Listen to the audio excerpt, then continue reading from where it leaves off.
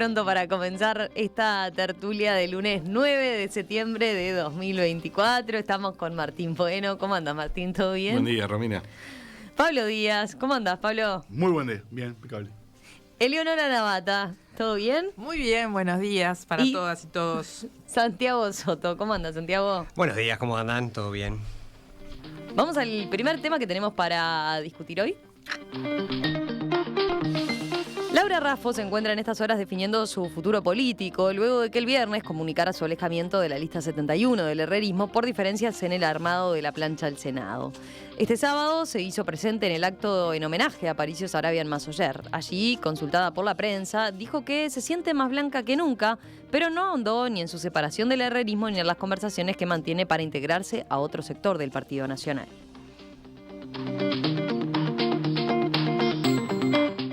Voy a trabajar por los uruguayos, a trabajar por mi partido y a buscar que logremos repetir este gobierno de coalición liderado por el Partido Nacional, porque ese es el gobierno que le asegura a los uruguayos un mejor futuro. No podemos permitir que nos roben el futuro.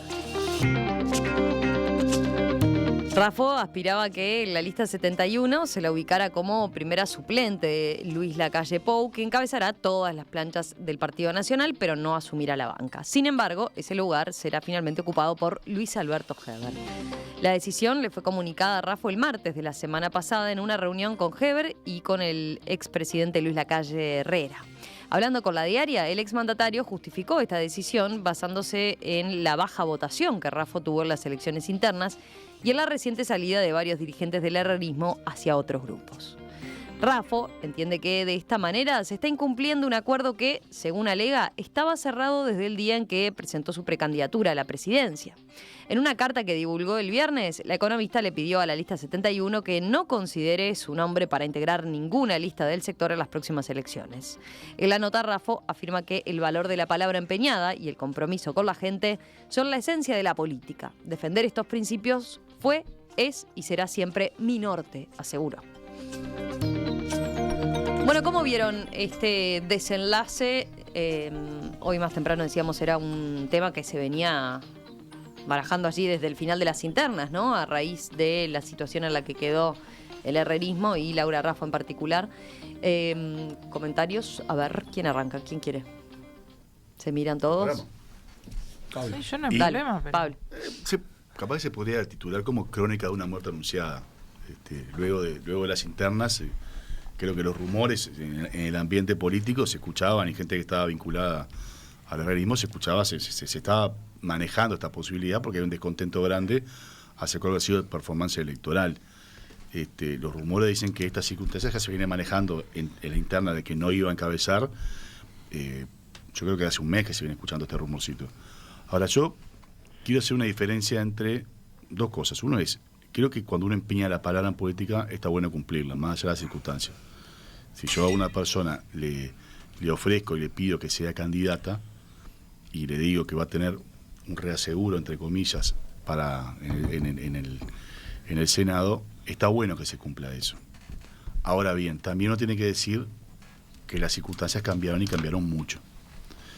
Y después lo otro es, hay que hacer una distinción entre candidata y liderazgo, y el líder. Uh-huh. Uno puede ser candidato, hasta candidato a la presidencia de un partido político, y eso no implica que sea el líder del partido político. El líder es otra cosa. Uh-huh. Ahora bien, en el herrerismo, cuando uno se pone a mirar que estaba en una situación de debilidad mayor, una debilidad grande, y que se habían tenido la fuga de mucha cantidad de uh-huh. tanto de candidatos a diputados, de gente de mandos medios, de varios cuadros, también ven, bueno, la situación es que el sector se puede tener una performance electoral chica y dicen, bueno, al menos quedémonos con nuestro líder, que el líder del herrerismo hoy es Lacalle Herrera y Luis Alberto Heber, que Luis Alberto Heber no quedará afuera. Creo que esa es la justificación que ellos están viendo para poder el planteo que se hace. Lo de Raffo, que está manejando con que se iría a la 40, es un rumor que está circulando hace también unas varias semanas. Pero incluso ahora Sebastián da Silva hizo una apuesta fuerte. Hizo una apuesta fuerte y le ofreció públicamente, ¿no? Su lugar en la lista del Senado a Raffo. Que Sebastián da Silva nos tiene acostumbrados que jugar con una picardía mayor al resto, haciendo apuestas a veces un poco que otra gente no la haría. Siempre Sebastián nos tiene acostumbrado a eso y la presentó. También esto es parte de una estrategia de la lista 40 que le quieren competir no el liderazgo, sino la mayoría a la interna del partido, el sector de Aire Fresco, el sector de Delgado y la calle Pou. Es parte de todo, ¿no? En todos lados. Las luchas electorales internas siempre se dan en todos los partidos, ¿no?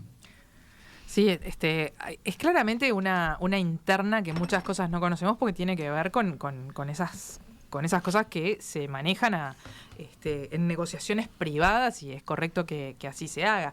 Pero lo que aparece públicamente es a una candidata o a una persona, una mujer como Laura Raffo, que se la pone en el tapete cuando el tema de la intendencia. Se piensa que se va a utilizar o se va a utilizar una estrategia de que se posicione por el tema de la intendencia a largo plazo. Eso no sucede. En el medio de ese recorrido a largo plazo por Montevideo, se la saca de allí y se la pone como precandidata, sabiendo que la performance electoral capaz que fue menor a la que se esperaba. Pero también era, en cierto modo, un sacrificio del nombre y de ella, porque la candidatura de Delgado era obvio que iba a salir victoriosa. Entonces había un renunciamiento de parte de quienes pusieron a Laura Raffo y de Laura Raffo mismo, también pensando en ese reaseguro y en ese, bueno, está bien, pero voy a ser senadora. Y ahora se quita esta posibilidad diciendo lo de la performance electoral de las internas. Y me parece que hoy vos lo decías de mañana, hay parte de que tal vez la candidatura de Laura no prendió como se esperaba en la ciudadanía, pero el herrerismo está golpeado mucho más por otras cosas. Porque, como dijo Pablo, se han ido varios dirigentes, de esos dirigentes que arrastran votos, porque a lo mejor no tienen la mediatización acá en Montevideo que vos ves, pero en sus comunidades arrastran muchos votos y se han ido. Lo de Penades, ya hemos hablado por todos lados del tema y sabemos lo que eso genera en las personas, el rechazo que eso genera en las personas y el castigo electoral que eso puede llegar a tener. Y a eso sumado una gestión de Luis Alberto Heber en el Ministerio del Interior con muchos problemas, que termina, además, de una forma bastante abrupta y no positiva, por decirlo de algún modo. Entonces, ¿vos creés que el herrerismo con todas esas cuestiones iba a tener una buena votación? Y no parecía lo más lógico.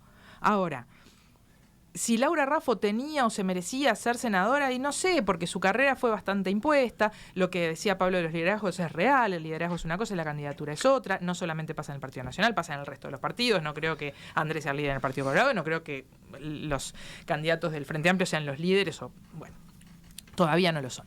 Entonces, ese otro tema está ahí, pero a mí lo que me queda es el tema del valor de la palabra empeñada, que es lo que usa Laura en su carta. Si hay una palabra empeñada, hay que cumplirla. Y bueno, esa es la duda que yo tengo en cuanto a cómo se hace política y esa cuestión de, bueno, vos sacrificate acá, vos bancate la campaña, porque además no es moco de pavo bancarse una campaña, y después vas a tener un lugar. Si hubo o no esa negociación, no lo sé. Pero bueno, es lo que ella dice en su carta y bueno, si ella lo dice, yo tiendo a pensar de que algo de eso hubo, ¿no? Porque sí, por algo públicamente nadie lo salió a negar, por lo menos. Nadie ¿no? lo salió a negar. Y la jugada de la 40, y es interesante, la 40 la 40 tiene este tipo de cosas que siempre dejan descolocado a más de uno. Me parece que manejan muy bien ese tema, y sobre todo Sebastián da Silva se maneja muy bien con este tipo de cosas y genera polémica, pero también pone temas sobre la mesa. Y algo se debe pescar en ese poner el tema sobre la mesa. Así. A ver, dale. A mí, Martín. Yo lo veo un poco más un poco más de lejos, capaz el tema, y más de arriba. O sea, yo creo que Laura Raffo fue una muy buena captación de talento. O sea, el Partido Nacional capta talento y lo trae. Y la política, la organización, cualquier organización, y esto pasa, seguramente pasa en muchos lugares, es como que es reactiva a aceptar que viene gente de afuera y que viene con otras pautas culturales y con otras pautas diferentes a la de la política tradicional. Y después le pasan la factura. ¿Verdad? ¿Y qué quiero decir con esto? Hay cosas que a mí me parecen que son... Yo escuchaba, ¿cómo se llama? Al señor Blas hablando de una manera despectiva el concepto pero con un tono un poco despectivo. A ver, son tan líderes, pero a ninguno le dio para ser candidato a nada, ¿no? A ninguno le dio para ser candidato. O sea que tan líderes no son. ¿Tá? Y si son líderes ¿de quién? Son líderes de la claque, ¿tá? De un grupo de gente que está alrededor, ¿tá? Y que son lo que después todavía el segundo argumento que utilizan es, no, porque las bases nos dicen, vamos arriba. Yo creo que los únicos que tienen un poquito de base en Uruguay, un poquito, es el Frente Amplio. Después, el Partido Colorado y el Partido Tradicional no tienen bases. Tienen lo que yo ya he dicho en otras sociedades, tienen el secretario del secretario del secretario, del hermano del tío del secretario, y todo eso que claramente no son bases. Porque si uno lo ve más o menos, capaz que yo estoy delirando de afuera, Laura Raffo era flor de chiribichi para juntar votos. Alguien agradable, que tiene ideas, que es alguien de derecha, liberal, ideológica y con argumentos, pero muy amigable al mismo tiempo. Y Heber, la verdad que yo, por donde lo vea, creo que no está pasando un buen momento de imagen, porque no. Además del tema que algún día, capaz que por voluntad propia, pueden dejar la silla. Y dejar la silla en un caso aparte donde parecería que hubo una palabra empeñada. Y adjudicarle el fracaso electoral a Laura Raffo es increíble. O sea, no les dio para conseguir un candidato de ellos que son grandes prohombres y líderes, ponen a Laura, que la traen, y después, no, pero es culpa tuya. Pero por favor, o sea, yo creo que es todo lo que está mal si querés echar a la gente de política. Y miren que yo como Laura Raffo seguramente ideológicamente tenga no tanto que ver, pero... Pero hay renunciamientos de Laura Raffo para meterse en eso. Absolutamente. Totalmente. Porque Laura Raffo tenía una vida, tenía una carrera. Sí, y esto es, y lo último que digo, perdón, es el proceso natural de la política también. Antes tenías una 71 y una 2004 que eran el Partido Nacional, y ahora está claro que la 71, yo creo que está claro, veremos qué pasa, le va a ir extremadamente mal en esta campaña y se va a hacer un Partido Nacional con una 404 y con una 40 como listas, diríamos, que predominen. Ese tema que introduce Martín es todo un tema que daría para otra tertulia, ¿no? Estoy pensando en el por qué, ¿no? Se está dando que esas figuras que vienen de afuera de la política terminan en... No en este caso, capaz que no termina necesariamente, por lo visto va a anunciar otra cosa, pero ¿por qué tienen estas vicisitudes, no? Está lo que dice Martín claramente, está también puede haber una idea de afuera de que es más fácil, ¿no? Hacer política de lo que parece, ¿no? Y de después que uno crea que con su conocimiento, su disciplina puede aportar más de lo que después en el terreno. Eso ¿no? No quiero... No.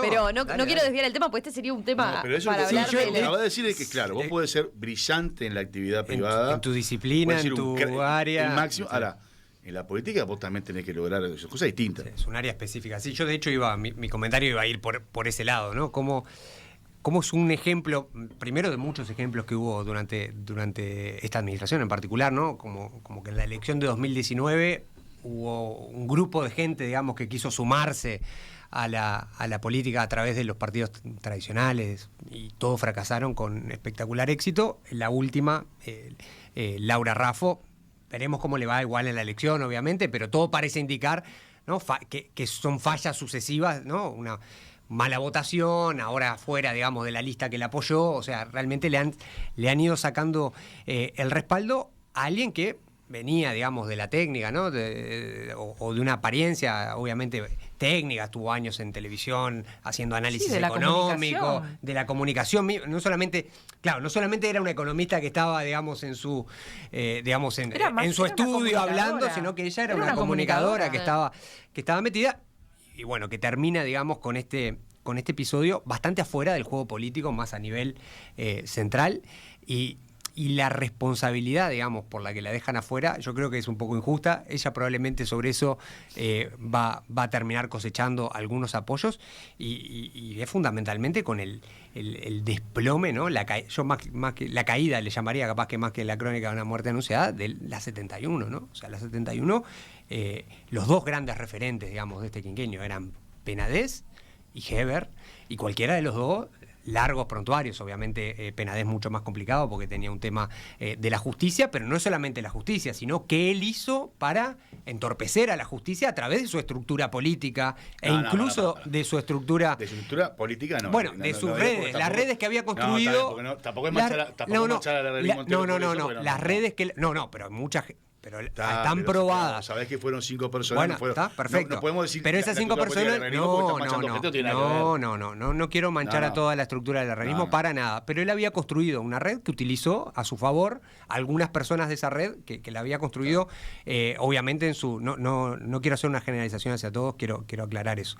Y Heber, que digamos, fue un ministro muy polémico, tanto en el poco tiempo que le tocó como ministro de Transporte en el acuerdo con Cato Gennati, como en el tiempo que le tocó como ministro del Interior y su resultado, que termina yéndose por mentirle al Parlamento. O sea que, digamos, la ciudadanía ya había visto que él le mentía a la gente a cara de perro, digamos, le mintió a los parlamentarios. Bueno, también le mintió a Laura Raffo, según dice Laura Raffo, que le había prometido ir en la lista y al final del día le sacó el banquito. Dicho esto, yo creo que ella, bien utilizado y con la picardía de la 40, puede incluso salir ganando, tener un pequeño rebote, digamos, pero desde un piso muy piso, ¿no? O sea, realmente es de esos casos, de esas figuras que uno ve que entra a la política y ve como la máquina de picar carne la va... No, uno casi que ve los engranajes de cómo la va masticando y termina, digamos, hoy en su punto más bajo. Insisto, nadie está muerto en política se puede morir muchas veces y revivir. Hay muchos ejemplos de eso y creo que este episodio incluso ella lo puede utilizar. El único muerto en política que está enterrado bajo tierra. Sí, todo lo demás tienen revival, digamos. Vienen los Walking Dead sin problema. ¿Y qué discusión que se abre y me parece muy interesante es cómo ingresar o cómo se ingresa a la política y cómo conseguir nuevos liderazgos, pero a su vez nuevas figuras que sean candidateables, porque a lo mejor un liderazgo no necesariamente tiene que ir a candidatearse a algo, y cómo poder mantener una fuerza política viva aún ejerciendo los roles de la conducción del país, ¿no? Porque muchas veces las fuerzas políticas se vacían para ocupar los cargos de gobierno. Y entonces empiezan a aparecer crisis y bueno, ¿cómo lleno esa fuerza política? ¿Quién conduce esa fuerza política? ¿Cuán importante es mantener determinadas estructuras mientras se está gobernando? Le pasa al Partido Nacional, le pasó al Frente Amplio, lo del Partido Colorado... en la parte más histórica a lo mejor es distinto porque, bueno, gobernó más de 100 y pico de años el país, entonces tuvo que mantener las estructuras durante un siglo y pico. También un partido de gobierno. Claro, bueno, es distinto el fenómeno en el Partido Colorado, pero... ¿qué importancia que deben y cómo tienen que prestar atención las fuerzas políticas en mantener una estructura partidaria mientras se está gobernando? ¿Y quiénes van a ser los candidatos y quienes ejerzan los roles en el futuro? Porque está bien, alguien que sea técnicamente bueno, que rinda en su actividad privada, no necesariamente va a rendir en la política. Pero ¿con qué llenás la política? ¿Con qué le das contenido a la política? ¿Con militar y repartir listas de toda la vida y con eso vos vas generando dirigentes? Esos vas generando dirigentes con olfato, pero después ¿dónde están las propuestas? ¿Cómo haces un buen ensamblaje de propuestas técnicas y de personas que puedan ocupar roles de conducción, por otro lado, con un buen mix de gente con olfato político? Y me parece que ahí está el gran desafío de los partidos, ¿no? De poder tener esos dos tipos de personas adentro y que generen contenido. Porque si no, estamos fritos, me parece, ¿no? Porque ¿quién va a ingresar a la política? O sea, ¿era bueno o era malo que Laura Raffo entrara a la política activa como entró? Y figuras como Laura Raffo, mujeres, varones, quien sea. Y bueno, está. ¿Qué podemos esperar? Que Laura Raffo entraba a la política fue algo muy positivo. Como cualquier figura que viene, algo nueva en los partidos políticos, siempre es bueno eso, y siempre es positivo. Ahora, esta definición que toma el herrerismo de sacarla de la lista, de que no encabezada de la lista, también hay muchas cosas que nosotros no vamos a ver y la gente no va a saber, y cosas de interna, relacionamiento personal, relacionamiento político, porque también esto es un tema, la política es para también relacionamiento personal, y sobre todo Tiene sus a la códigos, interna. bueno, Por es eso. que en esa Pero diferencia más que- de códigos, pero códigos más en que el buen código- sentido, no, pero más que digo, código de de relacionamiento lenguaje, personal humano. sí. Relacionamiento personal humano, trato humano, porque Parte también del código, generar vínculos, no solamente políticos, sino afectivos, también construyen para evitar. Capaz que hubo una falla ahí, no sabemos, estas son cosas que pasan a la interna. Yo creo que Laura Raffo va a seguir, que la dé por muerta está muy errado, creo que va a seguir, va a seguir en el palestra política bastante tiempo. Igual el herrerismo es un sector histórico del Partido Nacional. No lo daría por muerto si es verdad que está en la situación que se ha disminuido y va a tener un resultado electoral seguramente muy inferior a lo que pasó anteriormente, también por la cantidad de pérdidas de líderes que existieron en varios lados y varias noticias que han pasado últimamente de liderazgos del interior, varios pequeños que se han apartado, pero tiene algunos cuadros muy buenos internos que creo que van a dar batalla y van a seguir levantando esa bandera como yo le gusta de Herrera, y van a seguir adelante sin problema, creo, ¿no? Martín. Esto es, obviamente que cada colectividad construye su futuro, ¿no? Uno desde afuera se para y ve esta decisión y ato esta decisión con el futuro del herrerismo o de la lista 71, más que del herrerismo, si queremos, para hacerlo más concreto. Dice, bueno, va a ser Heber sale senador. ¿Cuál es el futuro con Heber senador? Uno ata la lista 71 con una Laura Ráfago encabezando y con una Laura Raffo senadora, y dice, yo no tengo muy claro nada, pero me parece que acá hay más futuro que acá. Claramente. Sí. Hasta por un tema biológico. O sea, acá hay más futuro que acá. Pero increíblemente la política tiene eso, y ahí creo que varios ha pasado ahí, de cómo recibe, diríamos, la política profesional, con una cultura tradicional de política, a la gente que viene de afuera. Y realmente es muy dura, porque se le exigen cosas que en general el que viene de afuera no las valora. Y les pongo un ejemplo. Típica cosa que cuestionan a cualquier candidato que no cumpla con esto. Yo voy al departamento de Tacuarembó y tengo que ir a a besarle la mano a 28 dirigentes que me dicen que hay que ir por su casa. Y el que está de afuera capaz que siente que eso no le aporta valor. Pero la barra de adentro te dice, no, sin esto perdemos la elección. Vos tenés que ir a fulano, mengano, que son los mismos que están hace 100 años, ¿no? Y la política tradicional suele, diríamos, repetir de manera permanente las mismas prácticas, y así es que tenemos en el interior ni que hablar. Es como que ir a determinados departamentos y no hacer ciertas cosas es una falta grave. Eso pasa en todos los partidos. Tenés que ir a la casa de fulano.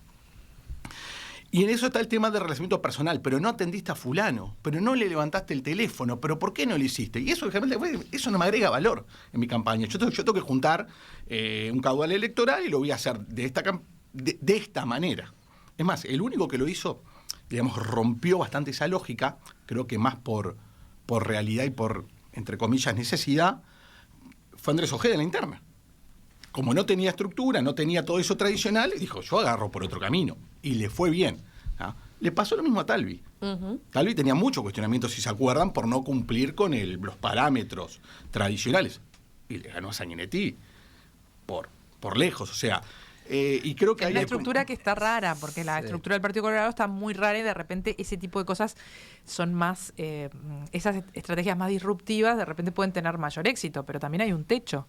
Porque Talvi sí, le ganó a Sanguinetti la interna, pero después las elecciones yo creo que votó mucho menos que el partido, votó menos que Bordaberry. Yo creo que las estructuras políticas están presas de cumplir con su tradicional, diríamos, libro, que es para toda la barra de política. Entonces hago la reunión, quien lleva más gente, quien lleva menos gente, llevé 20, llevé 30, fui con el dirigente, y están todo el tiempo reclamando ese tipo de actitudes y de campaña. Eso que menciona mirá, Martín, eso se dio dentro del herrerismo y de la campaña en las internas. Estaba permanentemente esa puja, ¿no? Esa tensión entre Laura Raffo con ese perfil más y queriéndole dar una impronta renovadora, ¿no? Y su equipo más joven, más apuntando a redes sociales y Pero demás, con la vieja guardia y el viejo olfato, ¿no? Pero yo te voy a decir Y una ahí- cosa que a mí me parece, Sí. en esta cuestión de cómo hacer política, de que hay formas que no se deben olvidar.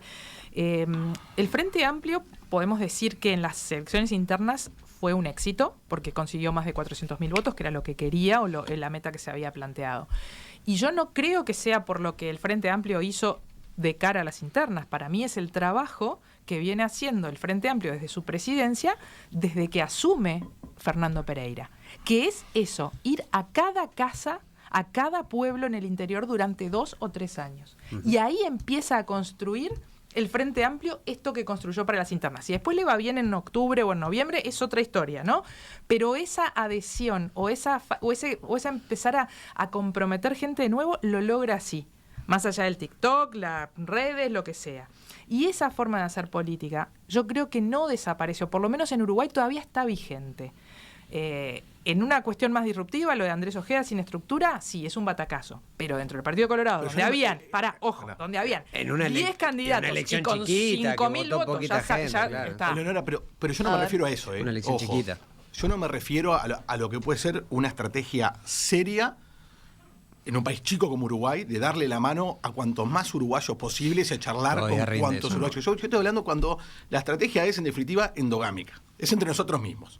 Agarramos el mapa por Uruguay, vemos cuál es la dirigencia que está hace 40 años en Uruguay y vamos a recorrer la casa de los amigos de siempre. Vos lo decís, ¿no? vamos a hacer la reunión en la casa de familia, ¿con quién? No, mirá, está el viejo Cacho, Claro, que va exacto. con la Y prima, hay que con la ir a tía, lo del y vos viejo mirá, Cacho. Y hay que ir. Fuiste al viejo Cacho, o cuando vas a los actos y de repente ves un acto de 100 personas y el acto que se hizo acá en la Plaza Independencia, están los 100 que lo conocemos a todos. Pero después fuiste al acto que se hizo en la Plaza San Martín y son los mismos 100 que estaban acá. Exacto. Eso pasa, creo que pasa en todos los partidos políticos, esas movidas de estructura que se van moviendo para todos lados, Estructuritas, sí. que es simplemente, y aparte se lo digo, se hace el acto para salir en televisión y salir en los medios, es más fácil hacer como hacen los yankees, una conferencia de prensa, que hacen el acto de conferencia, esas cosas raras que inventan 5 tipos atrás y ahí no hay nadie alrededor. Bueno, y ahora viste Pero que está. como que los actos masivos están como en baja. Quiero ver qué pasa de cara a octubre. Si alguno de los partidos mete un acto masivo de Uno, eso, a de ver, eso de... adivina de quién. Sí. Creo que puede el ser. Frente Amplio, capaz, es el que. Eso de la Rambla. A ver, el Partido Nacional puede hacer un buen acto. El Frente Amplio te sorprende Un con buen los acto. actos grandes. Pero el en Frente Amplio te Montevideo sorprende el hasta los Frente Frente todavía tiene Amplio. eso Sí. Vos masivo. Sí. En Montevideo en Sí. particular. Bueno, Sí, ahí un acto pero se me un están acto yendo de masivo tema de con... Perdón.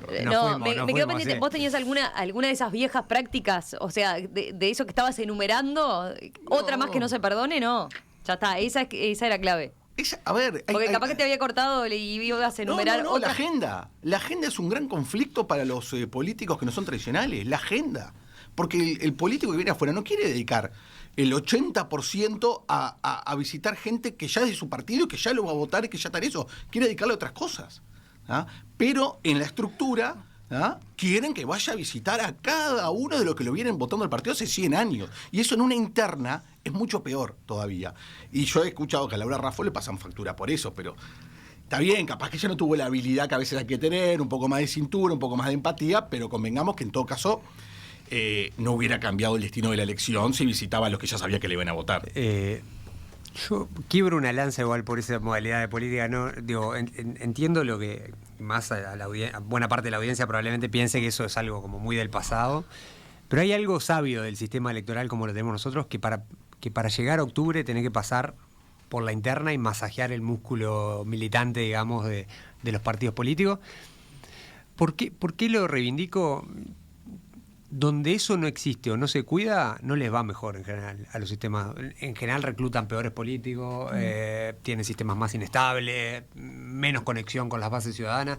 O sea, hay algo de esa gimnasia que se hace en las elecciones internas, que es parte de la parte buena del excepcionalismo uruguayo, digamos. Yo sé que muchos serán muy críticos. Uruguay, no quiero decir Uruguay es lo más grande que hay, es el único país del mundo donde pasan las cosas que pasan en Uruguay, por eso somos los mejores. Pero si hay algo del sistema político, si hay algo de Uruguay que lo hace distinto, es cómo funciona su sistema político y cómo funcionan sus estructuras partidarias. Partidos políticos. Y una pieza fundamental. Sé que nos estamos yendo un poco de tema, pero en parte es la tensión de los outsiders, Sí. ¿no? Entrar a un sistema a rendirle pleitesía a los códigos de... Porque uno entra por la interna y a la interna tiene que entrar validándose con son la del Cacho, yo milité años en el Partido Socialista, imagínense, el Partido Socialista tiene 100 años, en todo pueblo del interior hubo un maestro, un maestro, una profesora, un médico que fueron del Partido Socialista y su familia siguen siendo, y dedicábamos buena parte de nuestro esfuerzo a visitar gente que ya votaba a la 90 en ese momento. Sé que nos fuimos a rescatar ahí, pero yo creo que en ese rendir tributo, digamos, al contacto más mano a mano de las estructuras partidarias de la dirigencia, hay un elemento de control también más ciudadano sobre los partidos y de raíces que tienen los partidos en Uruguay que son más amplias que las que tienen, que es algo que pese a que en el detalle puede parecer como malo o aburrido, para mí en la película más grande es algo relevante del sistema. Lo que dijiste es súper importante. Tiene su cara buena, no tengo duda.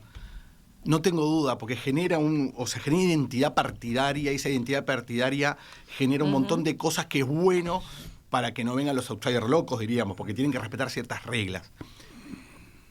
Y esto obviamente hay que calibrarlo, o sea, lo que yo estoy pensando, ni siquiera estoy convencido, pero es muy duro, porque tampoco no toda la tarea la tiene que hacer el candidato. O sea, para algo está el partido. Hay un candidato y hay un partido y hay otros jugadores, y a veces me parece que es muy duro y muy exigente con el que está enfrente. Con el candidato, que en realidad... Eso para los outsiders es muy difícil. Es muy difícil, pero a ver, estoy de acuerdo de que tiene su cara positiva también. Pablo, ¿te quedó algo? No, yo lo que decía, el tema de la construcción de la militancia política, yo soy un defensor de los políticos profesionales, entre comillas. Gente que hizo la escuelita, que arrancó en mitad de joven, que fue trabajando, fue mirando. ¿Por qué? Porque en todos los partidos políticos, esas personas que tienen una vocación de servicio, porque la gente que hace política se supone que tiene vocación de servicio y que se acerca para ayudar al prójimo, eso es la esencia que tiene el verdadero político. Hay otros que no, hay otros que se acercan por otras cosas, por el poder en sí mismo. Pero eso de hacer la escuelita, de ir aprendiendo, ir militando de a poco, vos vas entendiendo lo que es la política. ¿Por qué digo esto? Porque una cosa es ser exitoso en el ámbito privado y ser un crack en el ámbito privado, y uno no puede, lo que vos haces en una empresa no es lo mismo que haces en el gobierno, son cosas distintas. Entonces eso lo vas aprendiendo con el paso del tiempo. Por eso yo valoro siempre los partidos políticos. Además, la estabilidad democrática de nuestro país va de la mano de la estabilidad de los partidos políticos que tenemos, y eso es una realidad. Enseguida volvemos con otro tema.